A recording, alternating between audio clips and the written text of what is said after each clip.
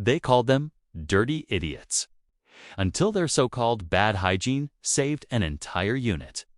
In the jungle, discipline can get you killed. That was the lesson a U.S. Green Beret captain learned the hard way. He had trained by the book: clean weapons, daily hygiene, bug spray, soap, deodorant. He believed speed and firepower would solve everything. So when he met the Australian SAS detachment, he laughed. They smelled terrible. They moved slowly. Some had sawn-off rifle barrels, and one even carried a ruined weapon they jokingly called the bitch. To him, they looked like amateurs. Hours later, his company was surrounded and dying. This is the story of why bad hygiene saved them all. American doctrine for jungle warfare emphasized control. Cleanliness meant discipline, and discipline meant readiness. Bug spray meant survival. Movement was aggressive, speed mattered, and firepower broke contact.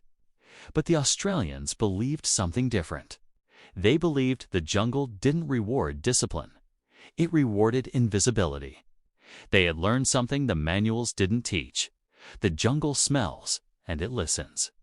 Anything that didn't belong so, metal polish, deodorant, fuel announced your presence long before you were seen. Before the patrol, the U.S. captain openly mocked the Australians. Why were their rifles modified? Why did they smell? Why did they move so slowly? Australian doctrine looked primitive. They advanced at a crawl, just 100 meters per hour. They avoided cutting vegetation, stepping only where the jungle had already been disturbed. They had even stopped bathing 2 weeks before the patrol. This wasn't neglect.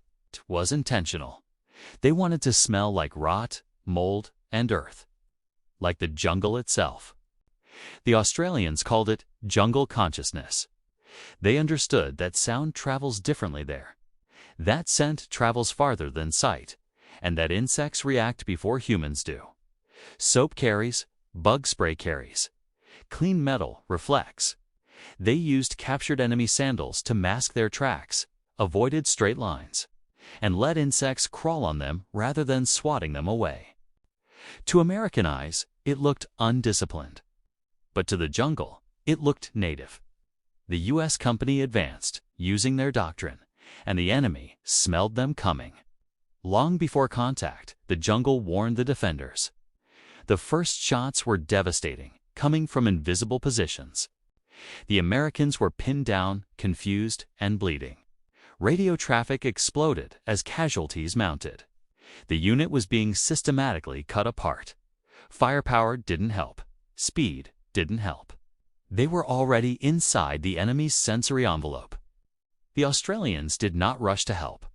They moved slowly, silently, patiently. They infiltrated not around the enemy perimeter, but through it. They smelled like the jungle. They sounded like the jungle.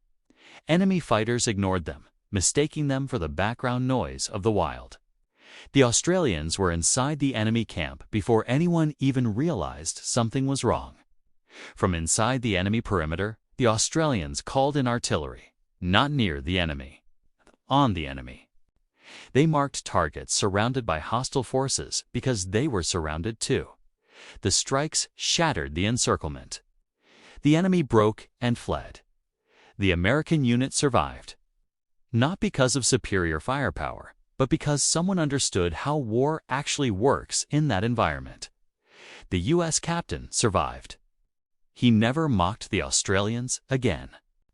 Doctrine didn't change overnight, but respect did. The lesson was simple. The jungle doesn't care how professional you look. It cares how much you belong. This wasn't really a story about hygiene.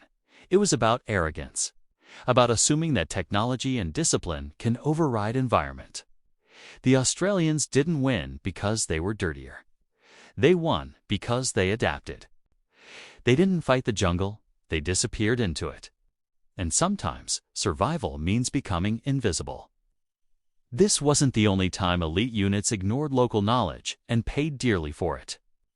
Another force, in another war, in another environment, made the exact same mistake. That story is next.